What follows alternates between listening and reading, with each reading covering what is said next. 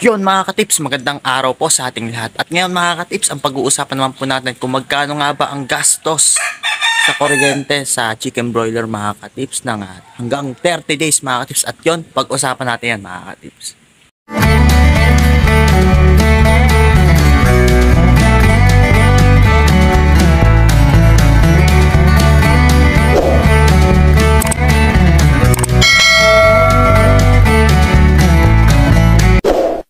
At yun mga katips, magandang araw naman po sa ating lahat. Ayan mga katips, mayroon naman tayong vlog mga katips. Ayan, at ngayon ay wala pa rin tayong alaga mga katips, no po. Ang alaga pa natin ay sa November pa mga katips o kaya December. Kaya abang-abang naman po sa ating resulta sa mangyayari sa ating mga alaga mga katips. At ganun pa rin naman po mga katips, ang alaga pa rin natin ay nasa 100 o kaya ay magdadagdag lang tayo ng mga 30 heads yan mga katips. Mga 130 heads lang mga katips na po. At kasi pagka tinodo ko ng 150 mga katips, medyo malaki-laki ng gastos yon o puhunan mga katips, kaya medyo pababa muna tayo, nasa 100 mga katips na po. Kasi malaki-laki din at yun, abangan nyo yung sunod nating topic kung magkano na nga ba ang puhunan ngayong December sa 100 heads mga katips. Ayan, at kita nyo naman ang topic natin mga katips ay about sa gastos sa kuryente mga katips. Yan. At sa tubig, huwag natin isama yung mga katips kasi maliit lang naman. Lalo na kung mura lang naman ang bill ng tubig sa inyo, ay wag na po natin isama yung kuryente na lang po mga katips. So, po, alamin nyo po mamaya ang bill namin mga katips kapag nag-aalaga kami ng manok. At depende naman sa panahon yun mga katips. Ano po? Yan, at update ko muna kayo dito sa ating lugar mga katips. Nakita nyo, napakagubat dito mga katips. Nabawasan na nga po yan yung mga kahoy-kahoy mga katips na po, tinalaksan yan, at medyo magubat mga katips, pero dito sa amin ay marami pong may bahay dito. Yan, makikita nyo, parasada na po yan at subdivision mga katips, at maraming kabahayan po dyan mga katips, kaya medyo hindi tayo masyadong nagpaparami ng alagang broiler mga katips. At dito yan, malawak pa rin po yan mga katips, at tabing sapa tayo, kaya wala na pa tayong masyadong kalapit na bahay, hindi doon lang. At dito mga katips, yun lang. At dito sa update naman sa kulungan natin mga katips na po, yun, bago siguro tayo maglagay uli mga katips, ay i-repair to ating brooding cage, kasi ang tagal na ng serbisyo nito mga katips. Libo na rin ang nailagay nito mga katips na po. At kailangan na nating repairin. Dito naman wala naman tayong problema mga katips. Lilinisin lang yan, tatanggalin yung mga agiw-agiw at i-disinfect natin yan mga katips. Gamit pa rin yung ating mga Sunrox yan. O kaya bumili tayo ng gamot talaga na pan-disinfect para lalong lumines. Walang maging problema pag tayo mag-aalaga na ng broiler mga katips. Ganun lang ang inyong gagawin, disinfect lang. At kung may alaga man tayong mga bibe o mga manok na Tagalog o lahi, painumin natin lagi sila ng vitamins, at mag-disinfect na rin tayo sa gabi mga katips. Tips ko lang, kapag gusto nyo mag-disinfect lahat ng lugar nyo o lugar dito sa paligid nyo, mas maganda mag-disinfect kayo pag gabi mga katips. Magsaboy kayo ng mga Sunrox, kasi ang mga manok nyan ay mga nakahapon. Yung mga bibi natin nasa isang tabi, iwasan na lang po natin na may maipon na tubig na po, kaya sa painuman nila, kaya itaob natin yung mga painuman nila. Kaya may bao-bao dyan o mga lata-lata, itaob natin para po pag spray natin, pag saboy natin ng mga Sunrox o disinfect, ay hindi po maka-epekto sa ating mga bibe at mga manok pagdating ng araw mga katips po. Kasi may epekto rin po yan, lalo na pag matapang yung gamot na nabili natin na pan-disinfect po, para iwas na rin sa pagkamatay nila mga katips. Ganun lang po inyong gawin. At yun, simulan na natin yung ating topic mga katips na po. Magkano nga ba yung cost ng bill sa kuryente mga katips po. Pagkukumparahin natin yung dating may alaga kami at walang alaga ngayon mga katips, kung magkano nga ba yung bill namin, no mga katips. Yun, dati po kasi mga katips, Ang bill namin ngayon ay nasa 500 plus lang po mga katips, hindi pa aabot ng 600. Yun po yung bill namin mga katips pag wala kaming manok. Ang gamit lang po namin dito ay ilaw saka rep na sinuuna kaya mahina. Tapos isang electric pan lang mga katips, yun ang ginagamit namin. At dahil malamig naman ngayon, hindi masyadong mainit. Yun lang po ang gamit namin mga katips. Kaya ganun ang bill namin ngayon. Nasa 500 plus lang, di pa umabot ng 600. At kapag naman meron kaming sisiw o broiler na alaga mga katips, ay umaabot ang bill namin ng 700 to 1,000 mga katips. At yun po ay depende no po mga katips, depende sa panahon mga katips.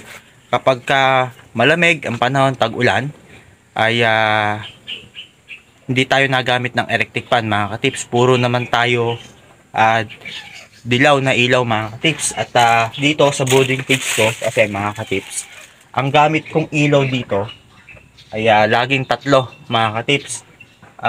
Hindi po ako nag-i-stay ng 100 watts lang mga katips. Bakit po? Kasi ang panahon ngayon ay pabago-bago. Minsan na uulan, iinit, lalo na sa madaling araw, napakalamig.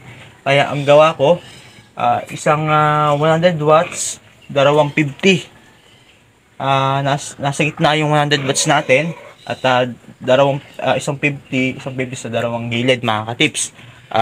Yun po yung aking obserbasyon mga katips. Hindi po sapat ang 100 watts sa 100 heads na alaga nyo mga katips po kapag malamig ang panahon. Kaya ganun po ang aking ginagawa. Nasa 200 watts po mga katips. Kaya sabi ko sa inyo, mas maganda na ang sobra kaysa sa kulang mga katips. Kaya ganun po ginagawa ko, 100 watts. Kapag may itong panahon, papatayin ko po yung 100 watts. Magtitira po ako ng 250. Then kapag may init pa rin at nakikita ko na hinihingal na yung ating mga sisiw, papatayin ko po ang isa. At pag ganun pa rin, papatayin ko po. Wala na po mga katips. At kaya talakbong naman po yan, ay hindi po makakasama sa kanila mga katips. Ganun po yung aking laging sinasabi sa inyo na pamamaraan para maiwasan natin yung mortality, halak at sipon sa ating mga sisiw mga katips. Kasi ayun ang pinaka-importante sa lahat, ang heater nila. Ng 1 to 7 days hanggang 14 days. Pag yun po ay nasa tama ang ating heater, sigurado po maganda ang inyong broiler mga katips. At walang magiging problema. At talagang matatambok ang mga puwet. At mas malaki ang katawan kaysa sa kanilang bakbak. Ganun po ang indikasyon na maganda ang inyong alagang broiler mga katips. Kaya ganun po ang aming gawa. At kapag naman po mainit mga katips, pagdating ng 14 days pataas, ang mga broiler naman natin yan ay hinahabo mga katips. Ang ilaw na po na ginagamit natin dito ay LED na mga katips, o puting ilaw na po mga katips, para makatipid naman tayo sa kuryente. Yan po, pag malalaki na at meron na silang balhibong puti, kaya puti na. Ang problema naman natin mga katips, pagdating naman sa 14 days pataas, LED na ang gamit natin. Kapag naman mainit ang panahon, kailangan naman natin gumamit ng electric fan mga katips, para po maiwasan natin ang heat stroke. At doon naman po papasok, lalaki naman yung ating kuryente mga katips. Kasi ako, nakita nyo sa mga video ko, gumagamit ako ng electric fan, dalawa. Kita nyo, isa rito, isa dito mga katips, at meron pa sa loob. Kaya ganun po talaga kapag mainit ang panahon, kailangan nyo pong pahanginan para hindi po ma-heat stroke mga katips. Kasi ranas ko na po yan, hindi po kami nag-electric fan, sobrang init ng panahon. Ang nangyari po sa ating mga broiler ay nagkaroon po ng heat stroke.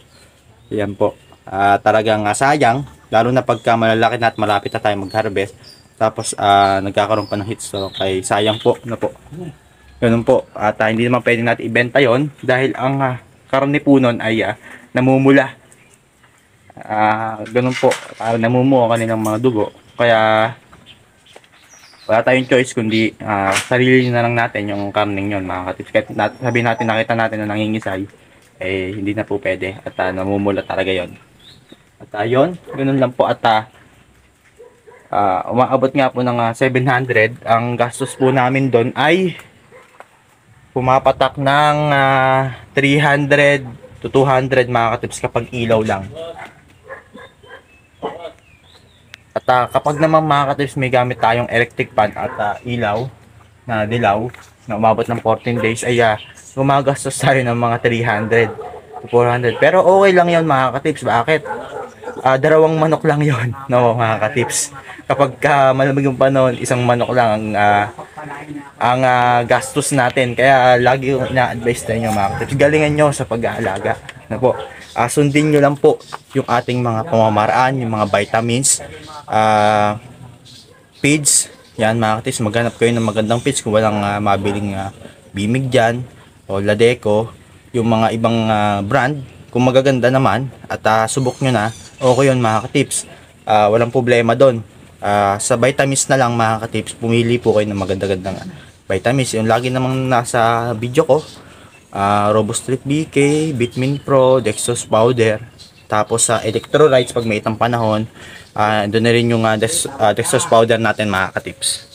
At ganun lang mga katips, sundin nyo lang yung aking mga nasa video, ay sure ako na gaganda rin yung mga alaga yung broiler mga katips. At yung mga medyo mahirap na talaga sa una kasi pag-aaralan nyo yung mga pagbabalance ng init at lamig at kalinisan ng mga side nila. At kaya lang maranasan yung struggle doon mga katips, pagtitimpla ng init at lamig. At pagdating naman ng 20 days, nababa rin ang kanilang timbang mga katips. Pero ang diskarte doon ay wag nyo nga hayaan na sila isikip. At wag nyo nga hayaan sila na laging hapo at laging nain ng tubig. Kasi may tendency talaga na mabansot sila kasi mas lamang yung tubig na iniinom nila kaysa sa feeds. Kaya lagi ko siya sabi sa inyo, pag may itong panahon at nakita nyo hinihingal, mag-electrolytes na kayo o mag-dextrose powder na kayo para maiwasan natin yung ganun pangyayari. Halataan nyo naman sa ipot yun, basa at hindi buo yung kanilang ipot. Ibig sabihin, dehydration sila, dehydrate. Lagi silang uhaw.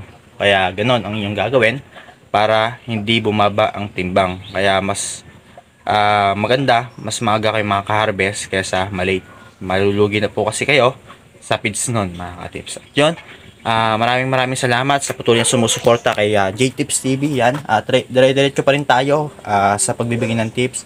At yan, shoutout nga pala kay Jacob no mga katips. Diyan ko nakuha yung content ko na magkano nga ba yung bill. At yun, maraming salamat at laging sinasabi sa inyo, happy farming po sa ating lahat mga katips.